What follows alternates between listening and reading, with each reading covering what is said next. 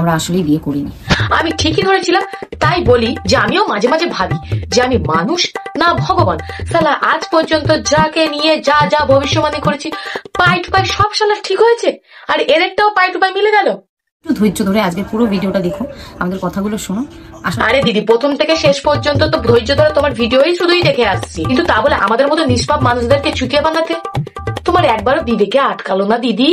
Cheating করতা হ্যায় তু। প্রথমে সবার কাছে হাত জোর করে ক্ষমা চেয়ে নিচ্ছি। যদি ক্ষমা না মানে এত কিছু হয়ে যাওয়ার পর তুমি কোন মুখে কিভাবে এসে ক্ষমা চাইছো এটাই বুঝতে পারছি না। যাই হোক গাইস, সময়ের পিছন না মেরে চলো ভিডিওটা আজকে শুরু করা যাক। গাইস, আজও আমাদের সমাজে কিছু কিছু মানুষরা আছে যাদের কুরকুরানি ভেতর থেকে জাগে, আবার সেই কুরকুরানি নিজে থেকেই নেমে যায়। আর এরা হলো সেই প্রজাতির মধ্যে একরকম প্রজাতি।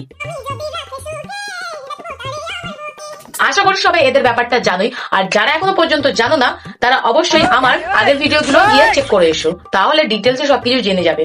ছেলে মেয়ে নির্বিশেষে যে যাকে ভালোবাসে, যে যার সঙ্গে ভালো থাকে তাকে তাদের মধ্যে থাকতে দেওয়া উচিত। ভাই তুই প্লিজ এই ডায়লগগুলো দিস না, ভাই তুই প্লিজ দিস না। আমার মনে হয়েছে যে সমাজের জন্য কোথাও একটা ছোট মেসেজ বা একটা ছোট সোশ্যাল এক্সপেরিমেন্ট করাটা দরকার আছে। এটা একটা সোশ্যাল এক্সপেরিমেন্ট ছিল। জন্য তোমার কোনো দরকার ছিল না দিদি, আমাদের সমাজকে নিয়ে ভাবার জন্য আমাদের দিলীপ কাকুই একাই 100 ছিল। পৌঁছবেন, তারপরেই গধূলি লগ্নে 5:30টায় বিবাহ অনুষ্ঠান কিন্তু শুরু হবে। এবং এই যে সকাল গতকাল এদিকে দিলীপ কাকু সাজেন্সি সেজে চলে গেল তার বউকে আনতে, এদিকে আমাকে নিতে কেউ এলো না বলে আজ আমি তোমাদের জন্য বসে ভিডিও বানাচ্ছি।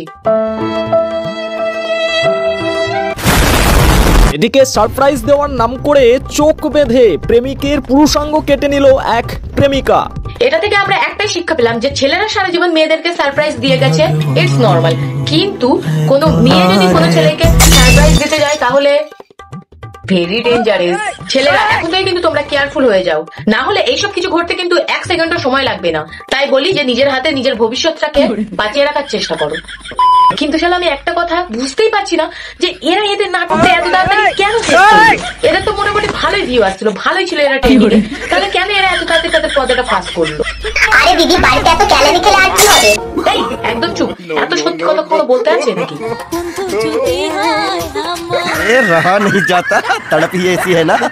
যাই হোক, এই তানিয়াদের নাটক শেষ হলেও এদের নাটক আর শেষ হবে না। এরা তো মানে থামতেই চাইছে না। আসলে এরা নাটক করতে করতে এদের নাটকটা এতটাই রিয়েল লাইফের মধ্যে ঢুকে গেছে যে এরা নিজেই কনফিউজ যে কোনটা নাটক আর কোনটা রিয়েল লাইফ।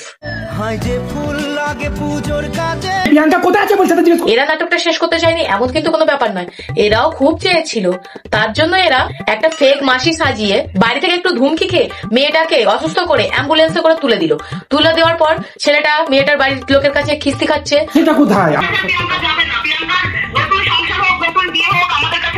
তারপর এদের মাঝখানে চলে আসে এদের পারিবারিক সমস্যা। পর থেকে এদের এই নাটকটা কন্টিনিউ করতে করতে পুরো কোর্ট ম্যারেজ পর্যন্ত চলে যায়। যাই হোক গাইস, এদের এইসব ভিডিওর চক্করে আমার শুট করাও হচ্ছে না, তো সেই জন্য আমিও কন্টিনিউ আর ভিডিও দিতে পারছি না। তো যাই হোক গাইস, আমি এবার থেকে চেষ্টা করবো কন্টিনিউ ভিডিও দেওয়ার জন্য।